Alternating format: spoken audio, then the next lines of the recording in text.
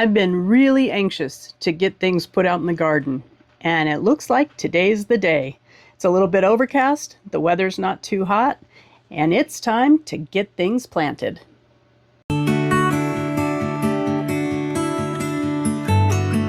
Some things are going to wait. I am going to plant out tomatoes and some marigolds and a few other things, but the heat lovers, the true heat lovers like eggplant, are going to wait until temperatures are consistently in the 50s at night. The peppers that I overwintered in the greenhouse are begging to be planted out. These are sweet chocolate bell peppers, and as you can tell, they're already setting flowers, and I have little bitty kind of distorted bell peppers down there that I'll pick, but they're going to get in the ground today. They never really went dormant, so they've stayed pretty good sized, and I think they'll produce pretty well for us. If I swing over here, you'll see King of the North bell peppers, which is my favorite variety. I didn't cut these back far enough before I overwintered them, so they grew really tall. I've got to decide what I'm going to do about that. But they've done well, and again, already getting a little bit of pepper growth on them. This one's got a lot of blooms on it. So I think overwintering worked for these. Then I've got a couple of paprikas that I overwintered, and these have done remarkably well.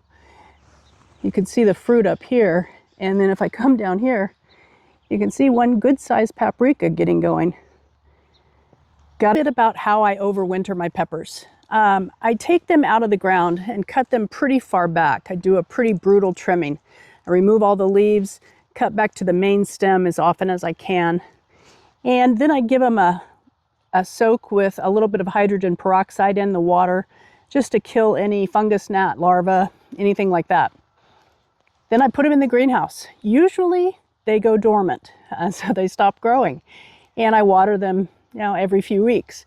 This year we were a little bit warmer than normal. They never went dormant. They continued to grow. So I treated them like a growing plant, gave them water when they were thirsty and watched them grow.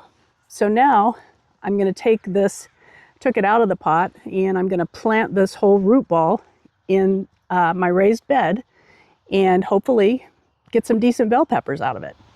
So I've got my hole dug, and I'm just going to give it a sprinkle of some vegetable fertilizer, just a granular. This is a 4-6-2 mix, and that will give it some long-term nutrition that it needs. I like to plant my peppers pretty closely together, so in a 6-foot bed, I've got 5 of them spaced pretty evenly. Backfill with some more soil.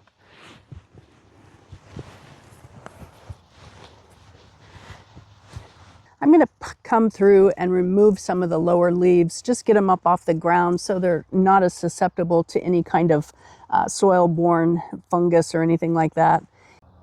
So I've got my 5 bell peppers planted in the back of the bed, and then in the front of the bed, I think I'm going to put jalapenos along that line. And this will be a productive pepper bed, I hope. It is time to put the tomatoes in. This is 2 varieties, Mortgage Lifter and a variety called Ostiana, which is a Pacific Northwest favorite. I'm going to put them in this bed, which I've grown tomatoes in before and had really good success with, although I'm not terribly pleased with the soil structure. So I think I'm going to dig down and add some more compost and see if I can't get this clay to break up a little bit more.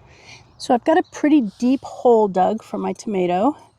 This is a Mortgage Lifter variety, which is my favorite slicer. These grow to be anywhere from 1 to 2 pounds typically. And I've got the hole pretty deep. I'm going to remove this lower limb or stem and plant it as deeply as I can, because tomatoes will form roots along the stem if they're planted deep enough. And I think that'll give it a good start. I've added some all-purpose fertilizer, just a 4-6-2. In the planting hole, and I added just a handful, and that will feed it for a little while, and I'll cut. So removing the lower stem. I'm just pinching that off and getting this tomato planted in the ground. Some of you have asked what I use to trellis my tomatoes, and I grow them up a string, and I use Mason's line for that. I've used the polypropylene string before, I've used jute, and none of them lasted as long as this does. It doesn't seem to break down with exposure to UV or rain or anything else. So I buy it in, I think it's 1,000-foot roll. It may be even more than that. And that's what I use to put along my tomatoes up the cattle panel trellis. And I just clip the main stem to that and let them grow up the string. I've got 5 tomatoes planted in this 6x3 bed. And last year I planted another row of tomatoes in front of these and they were too crowded. So this year I'm going to just put a couple of bush beans in there, some basil and some marigolds. What do you usually plant with your tomatoes? Drop a comment and let me know. Time to harvest some radishes. Oh yeah, that's going to taste good. Got quite a few growing in little clumps everywhere. So I'll just pull one here and there and have some good snacks. A quick peek at the strawberry bed tells me it's going to be a pretty good strawberry year.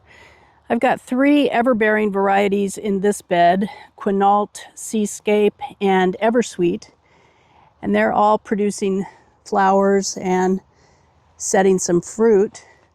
I'm not really sure what the dark color on some of these leaves is. If you have any idea, drop a comment and let me know. I've never grown strawberries before. This is just my second year with this bed, and I don't see it on all of them, but I see it on enough of them that it gives me a little bit of cause for concern. So if you've got an idea, let me know. Drop a comment. Thanks much. Thanks so much for watching. Don't forget to hit that like and subscribe button. Take care, y'all.